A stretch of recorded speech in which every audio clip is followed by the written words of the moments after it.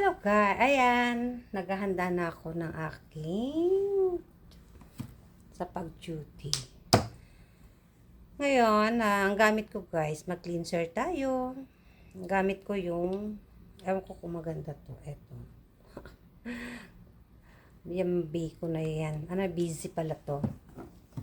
Ayan, cleanser tayo.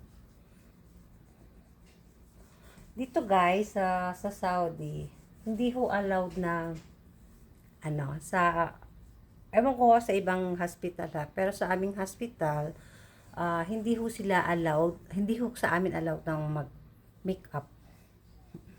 Hindi katulad sa Pilipinas, na kailangan mo mag-makeup kahit lipstick, no, para hindi ka mukhang pasyente. Dito hindi ho bawal. Pero ako mostly talaga nagli-lipstick ako guys, kasi syempre naman no, kailangan mo naman kahit papaano presentable, di ba? So, yun lang ang gamit ko. Ito, gamit ko guys. Moisturizer. Moisturizer. Grab lang natin. Yan lang ang gamit ko. Siyempre, yung walang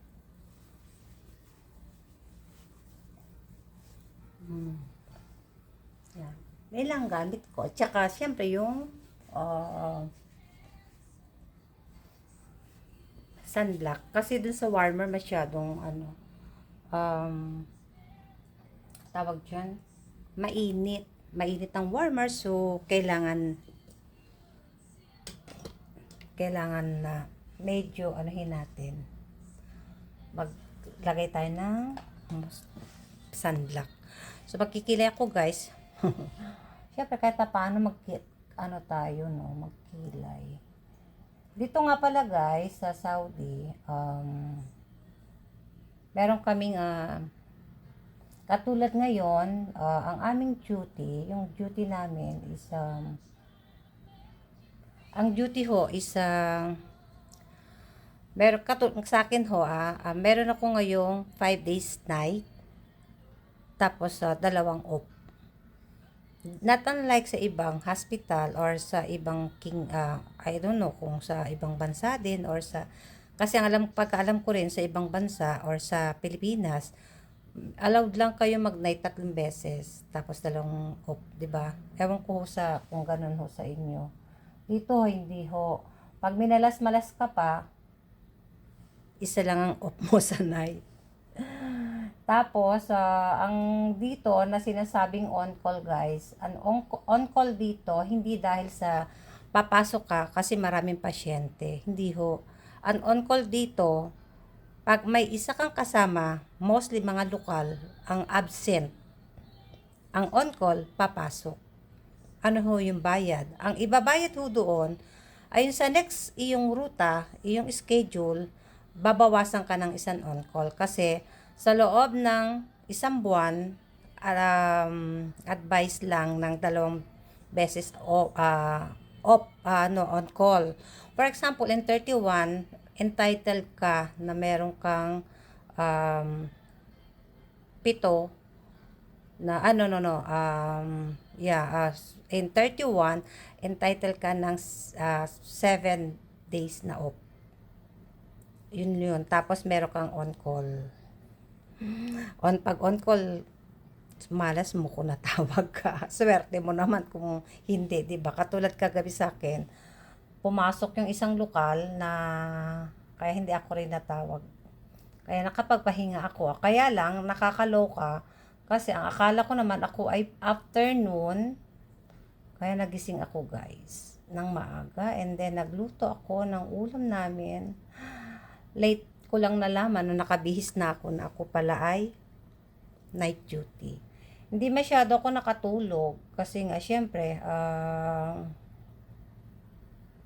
parang hindi na ako nakatulog that time. Ang ginawa ko lang, nahiga lang ako at pinipilit ko lang na matulog ako para lang makapagpahinga, makarest. Kahit di ka makatulog, makarest yung iyong katawan, di ba? Sa inyo po, ano pong inyong mga guys, ang mga karanasan nyo dito sa ibang bansa? Paano ba kayo mag-duty? Paano ba ang duty nyo, ang off nyo? Yun ang namin. ang aming routine dito. Tapos maglagay ako ng sunblock. Etong sunblock ang gamit ko. Kaya ano daw to eh. Ang ano lang sa amin dito, yung mga product ko sa Pilipinas, kung minsan nakakabili din ho kami. Alam ko kung peke ba to o tunay. Pero kahit pa paano, meron.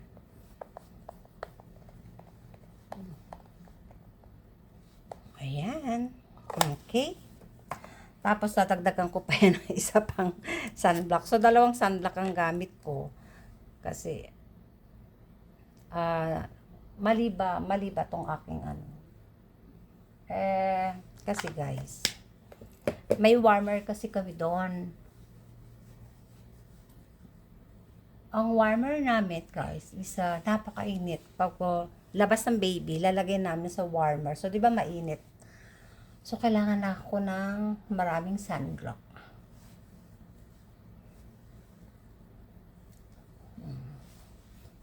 Kayo ba? Ano ba prepared nyo na pag kayo mag-duty? Sa akin, mas gusto ko ang night. Kasi tahimik. Hindi naman. Kaya lang, kasi yung tulog, guys. Since nang dumating ako, bihira lang ako mag-morning. Talagang morning ho, hindi ako nag-request. Kasi yung tulog namin. Pag afternoon ho ako, ang tulog ko most of the time is 4 o'clock ho ng umaga dito. Or sometimes pag marami akong may ginagawa, active pa yung aking mind. So, minsan, nagiging 5 or 6. So, magigising ako ng 10 para minsan 11 kasi magluluto pa ako, ganon. And then, kaya konti lang yun. Pagdating ng 6 o'clock o 5, inaantok na ako sa hospital. Ganon ang nangyayari. And sa night naman, darating ako dito guys ng minsan 8 or earlier sa 8. Kasi kung nag-u-Uber kami at kung minsan maaga kami nakakauwi, hindi agad naman ako nakakatulog. Magkain lang ng kanin, mostly kanin ang kinakain ko sa night, sa morning, kasi para at least malagyan ng kanin yung mo, 'di ba? Yung iyong stomach mo kasi matagal ka pa matutulog. Tapos ang tulog niyan is siguro mga 11 na. Tapos magigising ako ng 3 o'clock. Tapos try ko matulog uli ng 6. Mga ganyan. Kayo ganyan din ba? So, cover pa rin kami guys ng aming buhok. Sa ibang hospital, hindi na sila nagko-cover. Pero sa amin, pinapa-cover pa rin ho kami. Yan. Ganyan lang. Kasi minsan mainit. Tapos maglalagay ako ng konting lipstick. Kailangan di ba naman konting lipstick guys, di ba? Kasi, para naman di ka mukhang pasyente. Ako naglalagay ng konting lipstick para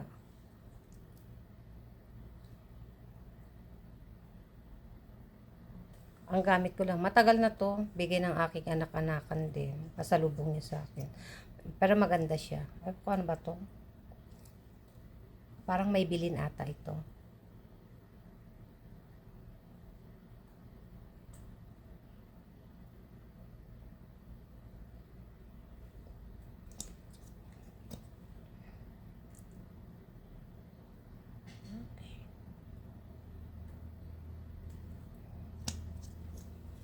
Okay. Siyempre, yung salamin tayo. Ang oras na ngayon ay anong oras na ba?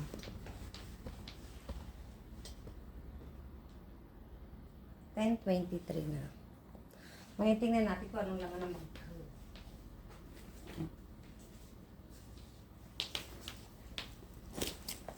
Laman ng bag ko guys ay gamit tayo ng ball pen, pitaka. Tapos meron akong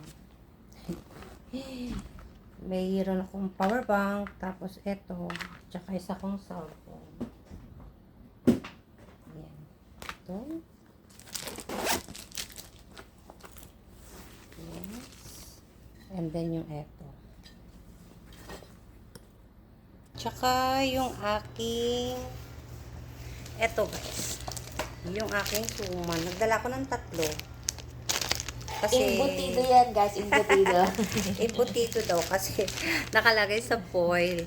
Kasi yung ano nga, yung dahon, kasi parang 1 linggo na yun na nasa rep. Eh ngayon masisira, kaya sayang naman. Ginawa ko ng paraan, nilagay ko na lang ng foil para hindi masira. Pero masarap naman ang suman. Ito nga, 3 ata kaming Pinay.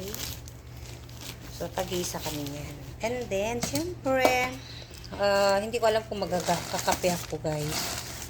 Kape naman doon. Tingnan natin.